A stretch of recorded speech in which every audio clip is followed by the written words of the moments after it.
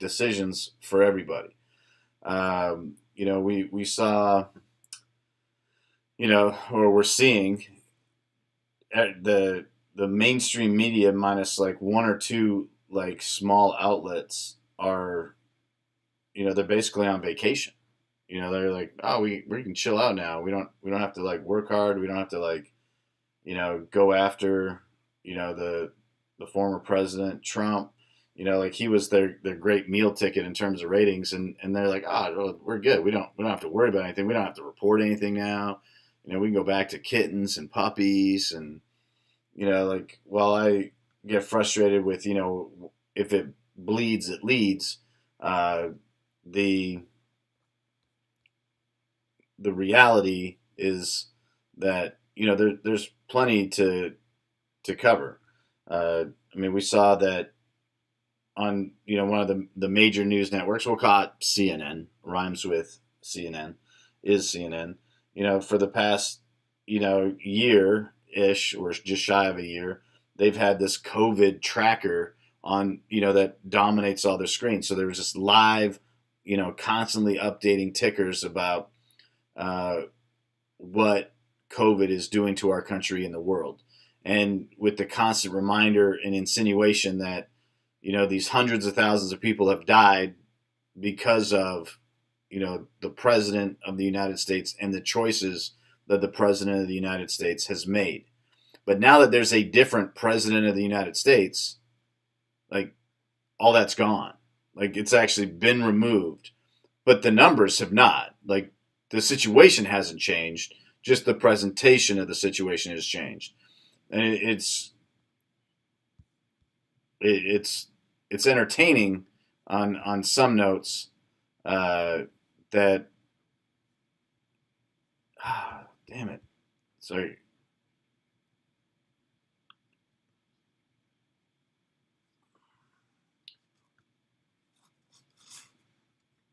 Yeah, yeah. What's yeah? I mean, what's his name? Alex Baldwin is gonna. Yeah, Alex Baldwin's gonna have to like come up with like something else. He's gonna have to find a new gig.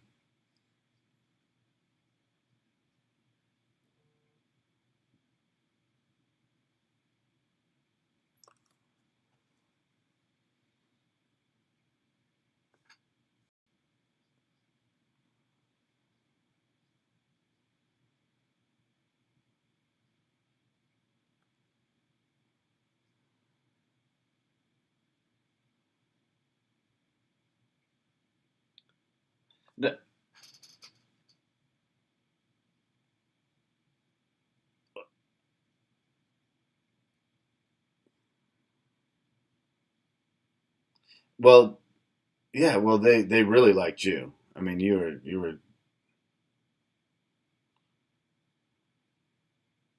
the the fact checkers really liked you. You've had quite a few moments, posts, pictures, clips, memes. That have been. Go ahead.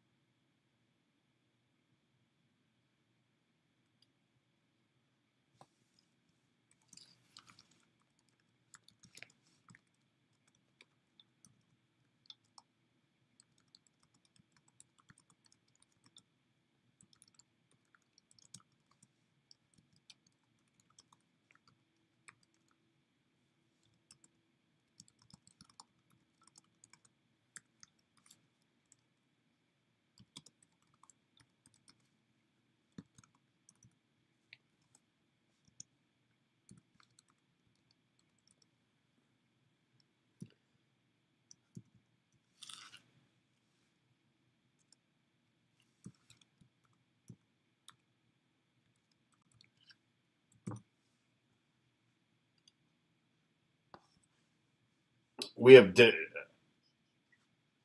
Well, apparently we have different Democratic family members because uh, I'm hearing about all the great. Yeah, I'm hearing about all the great stuff. Um the it's the the one thing that I will say, and this is what I'm really trying to be. I'm trying to be above pettiness.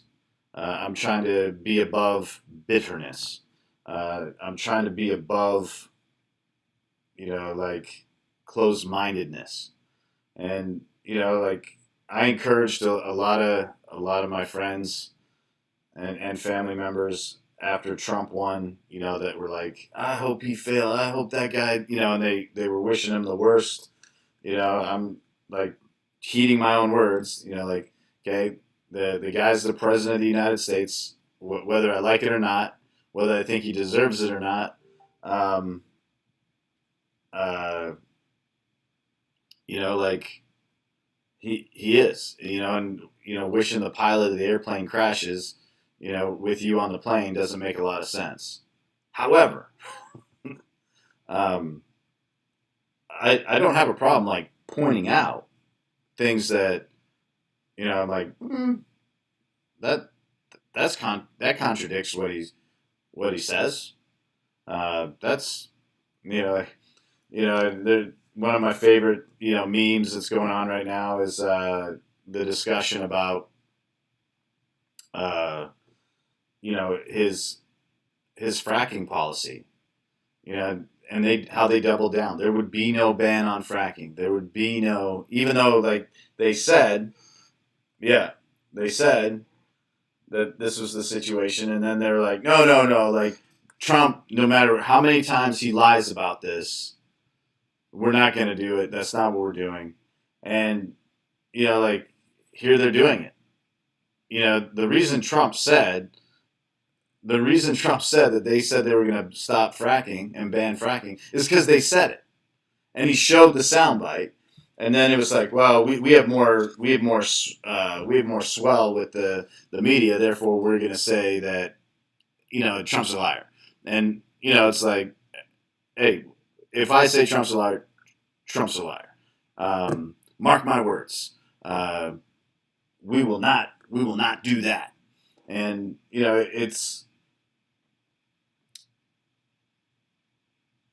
it's all coming home to roost, like immediately. Being Canadian, we have listeners, several tens or several ones of listeners from Canada that are tuning in right now, or will be listening to this in their cars. Um, that's right, respect, and that are especially in my family that are directly associated with the oil and gas industry in Alberta. And like they're this is an immediate impact to them. And like we talk, or we listen to talk about bolstering relationships with our allies. We talk about bolstering our relationships with our neighbors. We talk about healing these hurt feelings that we've created across the globe. But the very first thing we do, is we piss off our closest and largest trade partner. Like we and we do something that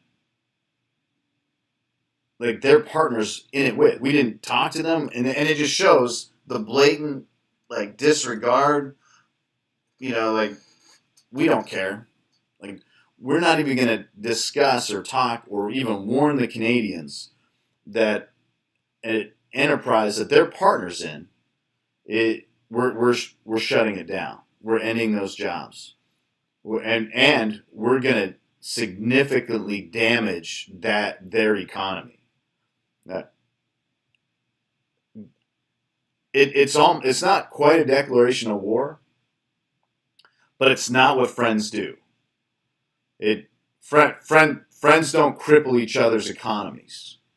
Uh, and right, and the whole argument, is to be better prepared for the environment. Yet, there was this exhausted research done to prove that this was the safest way to do it, and it would have the least amount of carbon imprint.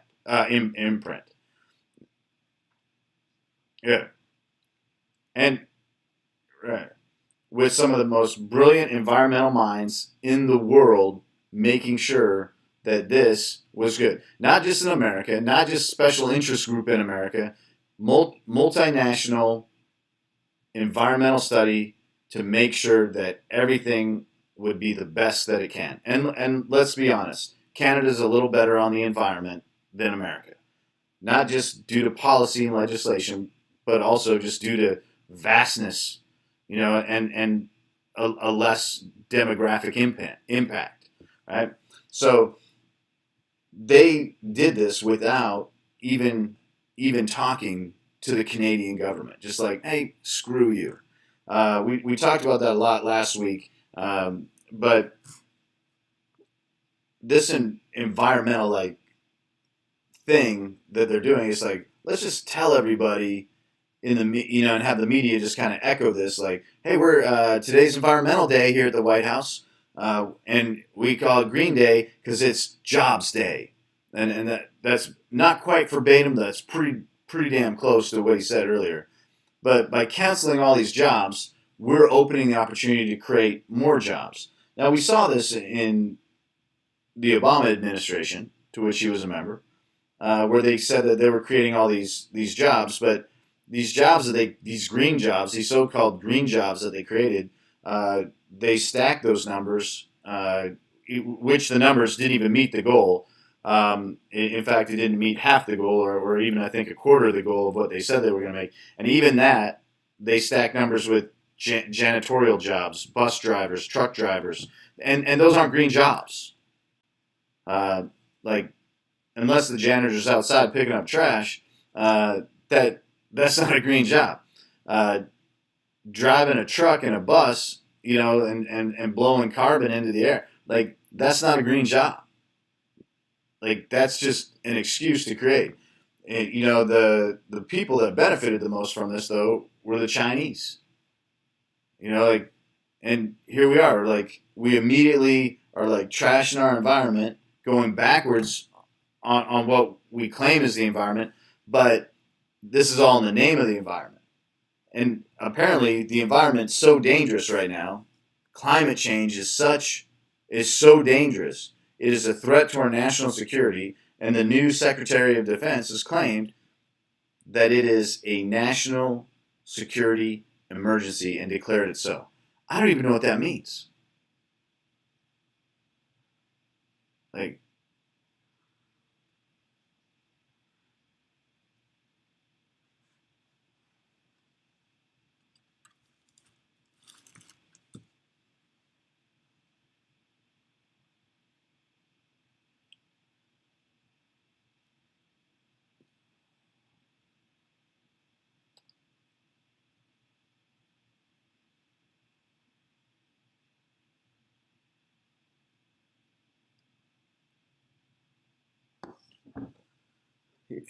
yeah.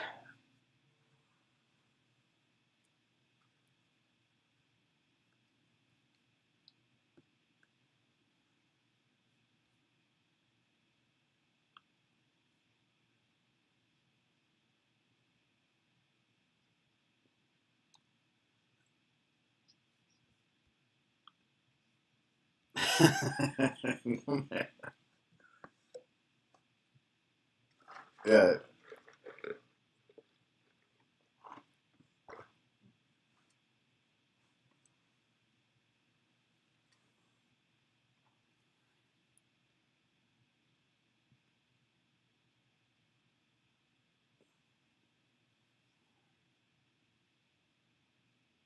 Oh, yeah, yeah. Well, these are treaties that were reached, uh, that were based in financial compensation, and as a result, those treaties and financial compensation are gone. Like, with and you know we care about protected groups. Apparently not. A lot of it's really uh, the whole irony of the Keystone pipeline. Like I don't know about the conspiracy. Like you put it in that category. I don't know who owns BNSF. Like I don't. So but I wouldn't doubt that. You know he he has his fingers in a lot of businesses, but the uh, the movement of oil via rail and the movement of oil via tanker, seaborne tanker, and via trucks all increase the carbon imprint and defeats the whole purpose of why that pipeline was created. And obviously, Trump has his name in a very, very small way attached to that pipeline. He is not the guy that came up with it. He's not the guy that like pushed it through. He's not. He was just there near kind of the end and blessed off on some of those deals. But like that was something that was started prior to him, and the funniest part is like with the previous administration to him, kind of push that thing through. There was a little holdup based on like some Aboriginal land claims as well as you know a, an additional environmental thing. But my understanding is like Trump was just kind of like blessing off on the end of it, and that was one of the things where he like didn't have a reason to say no, so he didn't. And the whole like we're going to screw the environment over just to spite a political rival. It again, it's petty. It's a lot of the stuff is petty. The Also this week was the alleged, and I'm using my words carefully, allegedly, the lift or the removal on the ban of transgenders in the military. Uh, I didn't know they were banned. Uh, because yeah.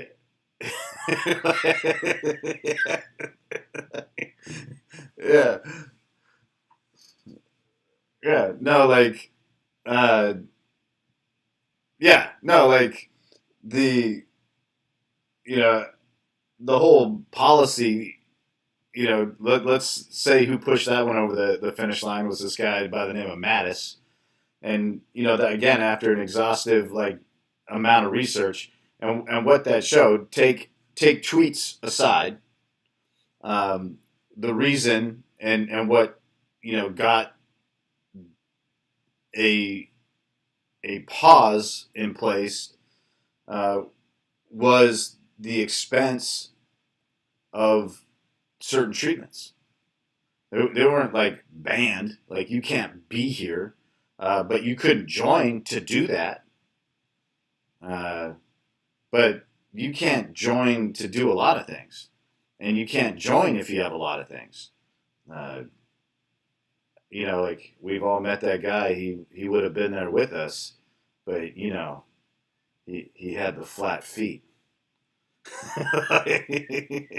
Like, I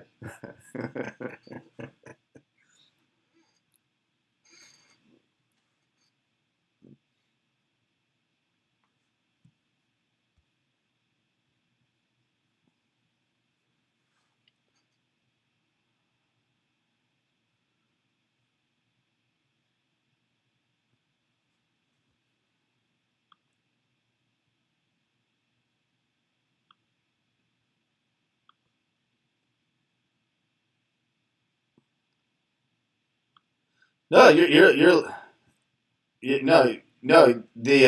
The reason why I bring it up is because like all the things that I'm kind of leaning towards today are media based. and like it's the lifting of the ban. First it was like the Muslim ban. Well, there was no Muslim ban. There was a cease and desist travel order, or a cease travel order from what, seven Arab nations or seven nations that were predominantly, yes, predominantly Muslim, but the ban on those countries were because they lacked the qualification for uh, credentialing their citizens, right? So yeah, it was seven, right? And they can't they can't do like the they don't have legitimate departments or ministries of vital statistics, and like they're like, well, my name's Mohammed. Well, there's how many million Mohammeds in the world? Like, prove that you're Mohammed. Well, trust me, I'm Mohammed. Like, do you have a birth certificate? Do you have a driver's license? Do you have a social insurance or social security number or card from that or whatever that your country applies? Do you have a passport? Well, no. Oh, yeah. Like, you know, we're gonna limit people that come to the country. Where are you from? Like back there. Like, uh, what's your name? Citizen. Like you can't, but the verbiage, like the Muslim ban, like the continual like promotion of like you know Islamophobia, xenophobia, for these countries, like this didn't happen, but yet they're still portraying like these things. They're still going, but they're exalting the new president for lifting it and for doing it. And really, they're really hollow gestures. Like I'm a little bit frustrated with the military, situation because you know we know the outcome. And that's not a hate thing. That's not a phobia thing. That's not an exclusionary or exclusionary thing. It's you know we have a force that's required to protect us. Anything that diminishes the value of that force and takes away from its integrity, uh, I'm not a fan of. And like I and so it's like that that frustrates me, but I don't think that that's a political like feather in a cap. In fact, I'm a little embarrassed by it. It's like, man, you're going after the wrong things. Like, why don't you go after something that could could be good, like could help people? But go ahead.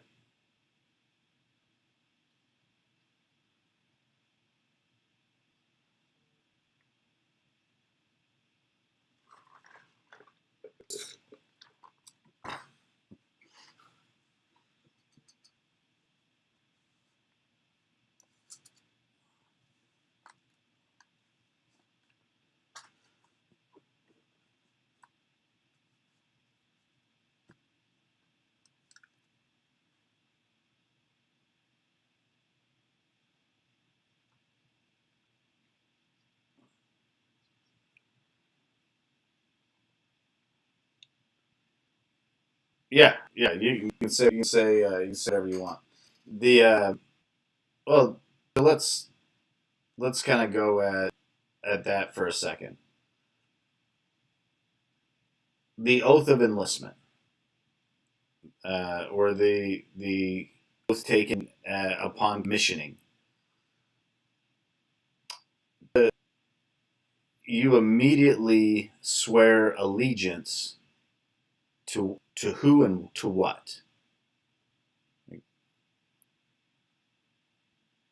Yeah, and the officers appointed over me. Yeah, yeah, and to the right, and no, only the local ones, and you swear allegiance to the president of the United States. No, if you sign your name and you raise your hand, like it doesn't matter. Like you know, I when I joined the army, let's go ahead and like confess some things. I might have been a pot smoking hippie. You know, I had some. I had my own political views at the time. Um, Mainly, those derived couple of hours deeply entrenched in the thought processes caused by the Matanuska. But the but you know that's right, that's right, that's right. The But I raised my hand, I signed my name, and that was that. It would like, and if people are willing to do that, and like people are willing to come to this country, sign their name, raise their hand to go serve this country, whoever the president is, not their president in their mind, not the president in their choice, the president in office. If all the guys, and I really hope that the majority of the guys in the previous administration enjoyed working for their boss. And I really hope that the guys that are currently, and gals, the folks that are currently serving this great country, uh, enjoy working for their boss. Like I I hope he and she are as good to them as the previous administration. You as a military member, you get a minor say in who your boss is by casting your ballot, but once that ballot's been counted, the political say is over. There's no more time for political discussion. There's no more time for political uh, positioning.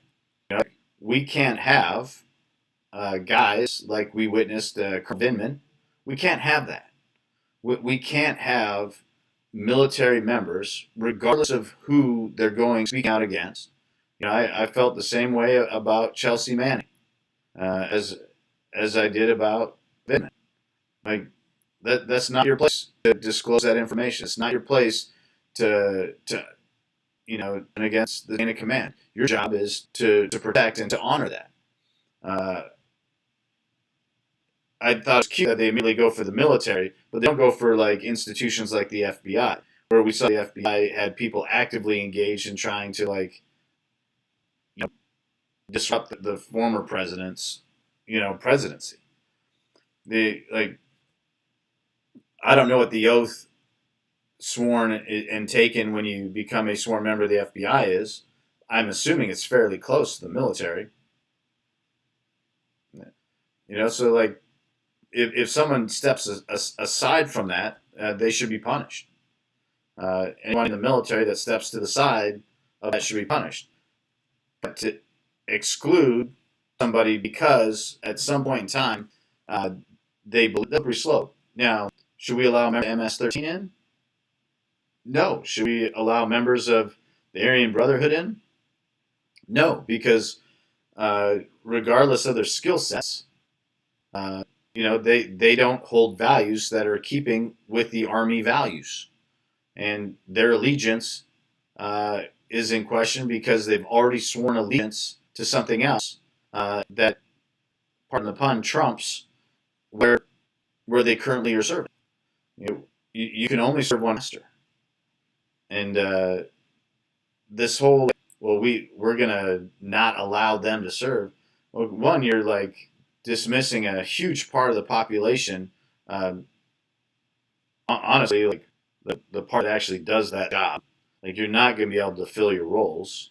And then if you do fill the roles, what kind of more like the beauty of the military is like because of the values instilled by the military, you have this morality compass, right?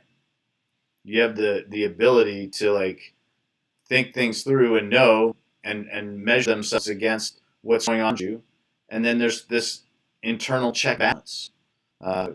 If your leadership, make you or order you to do something that is wrong and unlawful, like there is a check and a balance that you can utilize to do that, like to speak out against that. and without protection. The military has an amazing whistleblower, program, but they open door policy. You know what I mean? Like the it doesn't always work. You know, just because it's there doesn't mean you need to use it. but but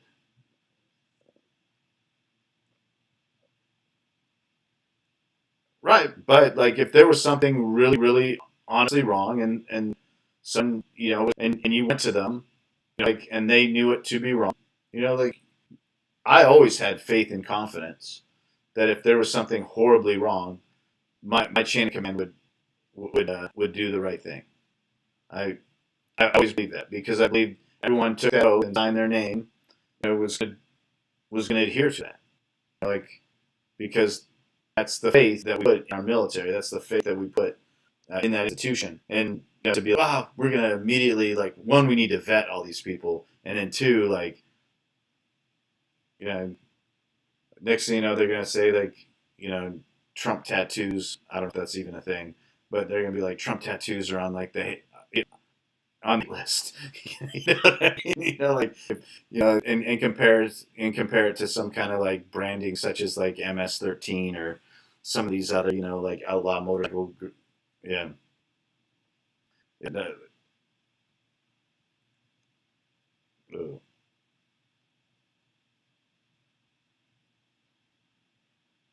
yeah, and the speaking out against the government thing is, it's a slippery slope.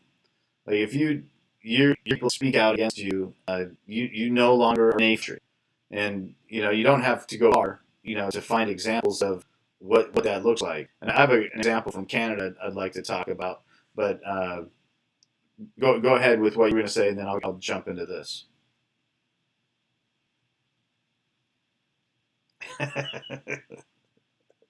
It's right, like the you know I. I'm bringing up this Canadian thing not just because I'm Canadian, but I'm bringing it up because every time someone says, and this goes for, I have friends on both sides, that something happens the way they don't like, they're like, I'm just going to go to Canada. It's okay, like, you're not. Canada is one of the hardest countries in the world to get into in terms of immigration. So, like, you're not. And you think Canada is so great, but it's not. It doesn't have the First Amendment. It didn't have any amendments, because, like, Canada, like, the story of Canada is kind of funny. You got a bunch of, like, British businessmen that basically decided, they wanted to have a better cut of the business opportunity, so they went to a circus. This is like true Canadian history here, by the way. Like, they had a meeting. They got everyone together at a circus because that's where they get everyone together. They really kind of jacked up and did a little bit of daydream, settled. We'll start our own country, and like there was no, like, deep, like, fundamental, like, we're gonna write the Declaration of Independence. Like, it was just business guys got drunk. Like, all right, well, we're gonna go tell us it's still the land, it's still the boss to do this, but we just want a better piece of the enterprise, and we're all in favor. Cheers! Sounds like a great deal. And like, they negotiated their whole thing amongst themselves while getting drunk at some circus on Prince Edward Island. And it's like, well, like, that's the history of Canada. Like, but Canada does Canada doesn't have freedom of speech, and you can't have a dissenting voice against the government. And people are like, oh yeah, you can. I see people on YouTube and on Facebook, talking back to the Canadian government, but you really don't. You really don't have it. And the case I'm going to bring up is a current case. That way, someone's like, "Oh, you're bringing up some historical." Yes, I'm bringing up a case that's ongoing right now. It's about an author and a media personality named Ezra Levant. And Ezra Levant, he's got, like, this Rebel News Network or something like that. I don't know what it's called. But he wrote a book, and he wrote a book called The Libranos, right? Making fun of the Liberal Party in Canada. And the Liberal Party is the party of Justin Trudeau, the Prime Minister of Canada. And they are fairly liberal. Like when you get it in terms of American, terminology of liberalism, like they kind of meet they kind of meet on that liberal wave. The so he writes this book called The Libranos, which is insinuating like that they are corrupt like the Sopranos. And the cover art of the book is Justin Trudeau and his cover, just like the original cover art. Guys, behind him, like, Big Puss and like Frankie and Ricky and like, and so they like have him investigated by the police. Right? So they have him investigated by the police because they say that by publishing this book and making the insinuation and the art insinuation, not just the written insinuation, but the art insinuation, that the Prime Minister of Canada is corrupt, and like he's an investigative reporter, so like he, it wasn't a fictional book; it was a nonfiction, book. They said that he's in violation of different rules, and they found like this obscure election commission rule to say that like his book and this art, his words and this art, unduly influenced and spread mistruths against the Liberal Party and potentially could have affected the election. Now, like, is he like such a bestseller that like his book is changing the world? I don't know if you've even heard of this book, before the show, but probably not, right? But they convicted him of these crimes without even being present, without a lawyer being present, because they just made the decision and put a federal conviction with restitution and penalty and levied it against him because he wrote a dissenting, and a piece of art against the seated Prime Minister of Canada because he put out some things. And let's be honest. The Prime Minister of Canada, Justin Trudeau, he's got some real corruption issues. Like he's been busted. Undue influence. You think everyone tried drawing a connection on pro quo for Trump on that Ukraine.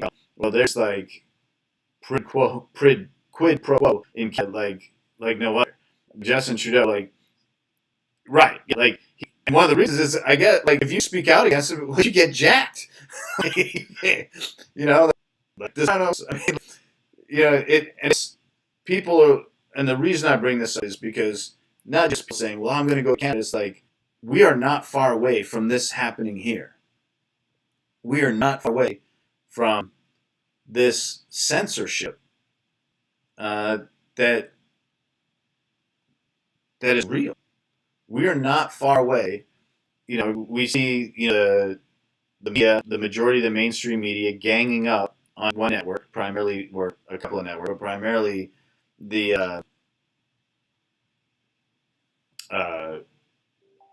Fox News and AON.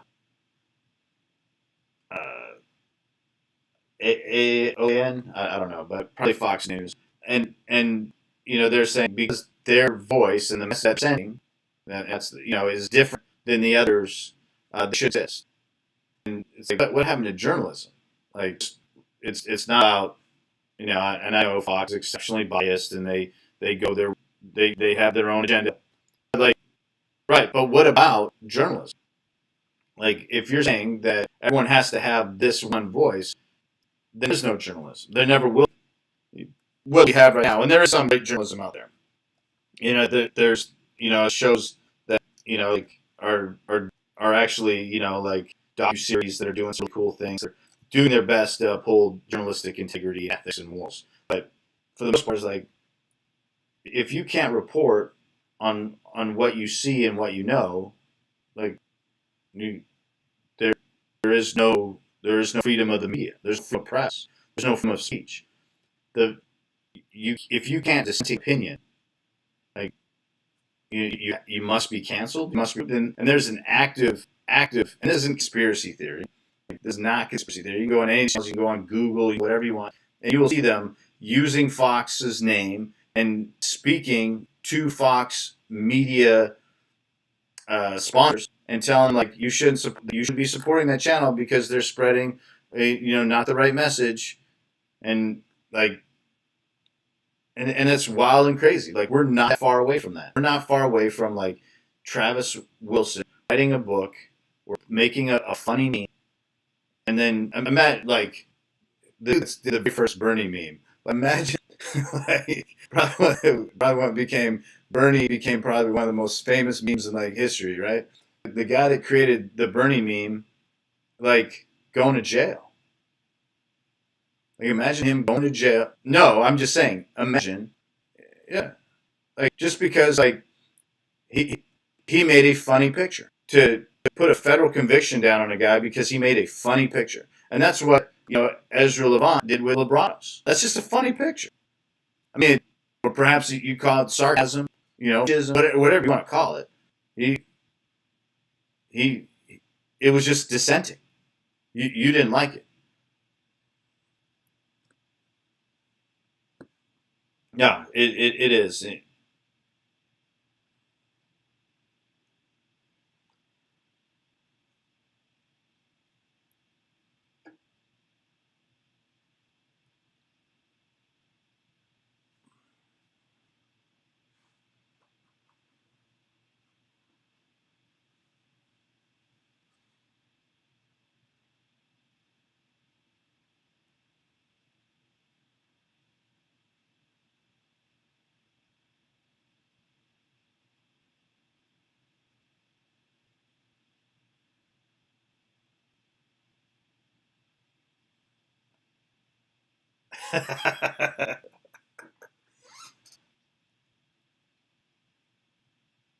Right. Yeah, but yeah, they don't love us tonight. Sure. Yeah, but in the U.S., we have the ability to fight back. Like, there's no way that the verdict and judgment that was laid on Ezra Levant in Canada could have ever happened in the United States because we have the Bill of Rights, right? So we have the First Amendment, the freedom of speech, the freedom of press, the freedom to peacefully assemble and take grievance with government, right? So like we have that, and so if some court, tried ruling against him, he immediately goes to and files an appeal. If they do a vacant judgment on him or whatever, they try and pass it through, and it won't stand up because he was never a fair trial. He was never presented. He was not awarded his fourth, fifth, sixth, seventh, and eighth amendment rights. Like they, like you're pushing him and you're taking the fourth, fifth, sixth, and seventh, and eighth away from him because of what he did first, and you're violating that. And that's the beauty is we do have these checks and balances and we can fight back. Now, we've learned that if people feel like a group is getting too powerful or a group's like gaining too much momentum, like using the whole like the Capitol attack by QAnon and that happened on Parler, like that whole thing like it's going to cancel Parler because it's too dangerous. Like it's not dangerous for people to have ideas and express ideas. I was on Parler and I had to look up what QAnon was. I didn't even know what it was. I didn't buy it on Parler. The, like, the but you took them away because you were threatened by their business savvy and your need to hold power. And like that was pretty evident. And I think we'll probably see, and I don't know, maybe it's going to Trump that starts his own network or starts his own thing. I believe that he has the power and ability to do it. I hope it's not him because anything now attached with his name is going to be synonymous with, like the damage is done, right? If there's no way that you're going to be able to escape, real judgment. You're automatically going to be connected with that name at all now, which is sad.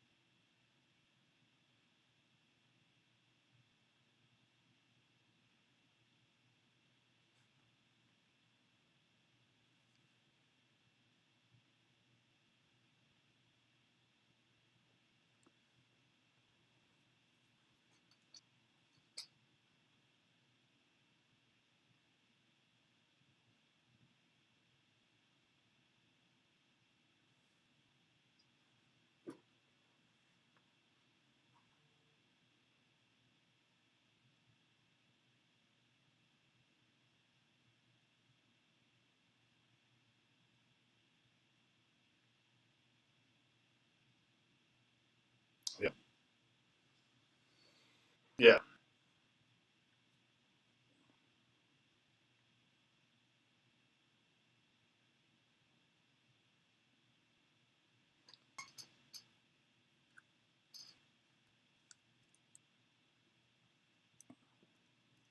We really need to, and Dave Fornoy, the founder of Barstool Sports, yesterday, like, got on, and he's got a pretty good social following, and he got on to defend the CEO of Barstool Sports, Erica Nardini, and he he got on to defend her because she's a staunch supporter of women's hockey. You and I are both hockey fans. We enjoy the sport, the game, and it's the Women's Professional Hockey League, uh, the UWHL. Yeah. And it's growing, and it's starting to get like TV time is starting. And Erica Nardini, the CEO of Barstool Sports, is a huge fan. Has done a lot to promote it. Is like lobbying. She's a hockey player. She wants to buy one of the teams. Like she's trying to do everything she can to promote sports. She has two of the star athletes from the league come on to her podcast, which is her podcast called the Token CEO. And this woman is anything but token. She's amazing and an accomplished woman. She is taken a boys club business, which was Barstool Sports, and from a couple $1 million business to a multi-billion-dollar industry. Oh, she she's a powerhouse. Yeah, she skyrockets them. Like she launches them into orbit. Hell yeah, hell yes, sir. If you need that project, what in between periods of whatever team you're gonna own, I gotcha. You know, but yet they put on her because somebody felt that Barstool Sports was toxic. So like, well, we don't like that mentality. We don't like that idea. We don't think they should exist. So right. There's a lot of women in that C-suite, and like or a command suite, if you will, executive suite, and that's because of her. Like she did that. She brought them in, and she's the one. Like Dave Forman, El Presidente. Like the only thing that does is like make Facebook calls, to make sure that their businesses are staying afloat right now, and it goes around like supporting business by eating their pizza and doing a pizza challenge at every place. Like no, like a great place to be. What a great place to be for him. He's got this woman running his business, skyrocketing his fortune, and they're able to leverage it for good and to help everyday people. They're not, helping like celebrity friends and stuff like that. They're helping their people. They're helping people that they relate to, and the people that they speak to, and the people that they represent with their brand, and the people he thinks know anything about her. They like attacked her and went after her. They don't know a thing about her. Yet she could have been, she still is.